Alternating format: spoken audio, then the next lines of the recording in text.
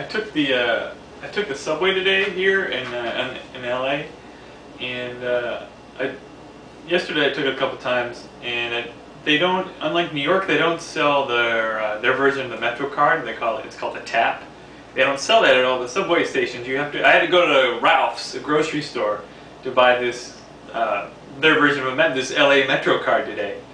And I went to Ralph's to go buy a Metro card, and I didn't know what to get, so I just got like a weekly unlimited. It's only 20 bucks. It's like 150 each way, so it's like a deal already. It's 5 times cheaper than New York.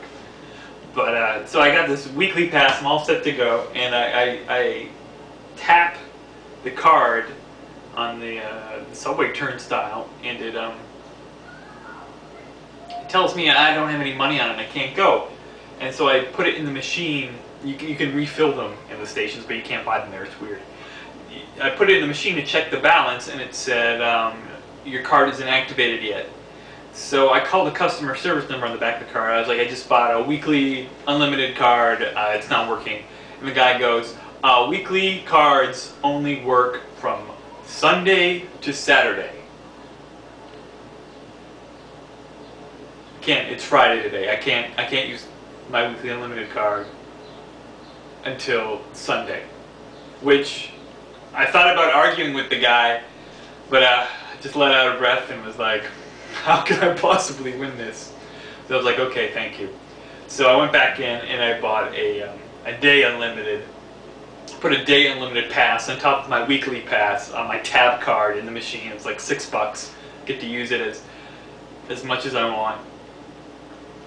And so I went on my way. I had to go down on Wilshire, I don't even know how to pronounce these streets yet, Wilshire Boulevard, to go to my bank. And I took the red line down to Wilshire and something or other. And then I hopped on a 20 bus to go down Wilshire, I don't know how to pronounce it, to go to my bank. And on the bus, it's like all crowded. And I realized that I have a lot of stereotypes about the bus living in New York City for 12 years.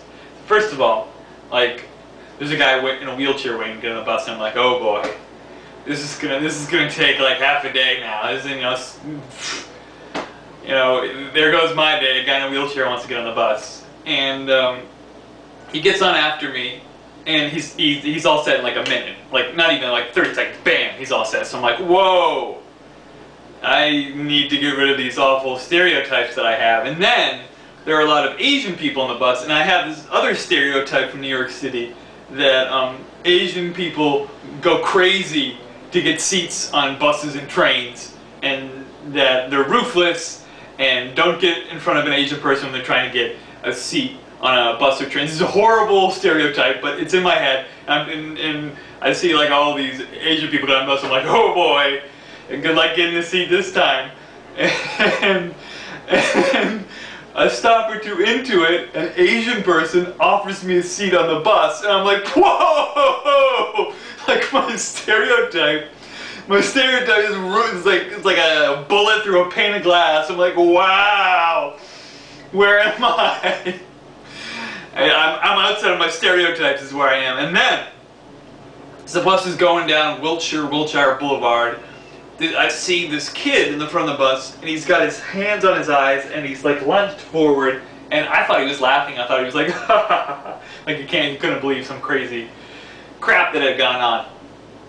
But he wasn't laughing. He was crying profusely. He was like going back and forth like a little 10, 12-year-old kid. And the bus driver, after a while, goes, "Are you okay?" And then the kid's like tears coming down his face. And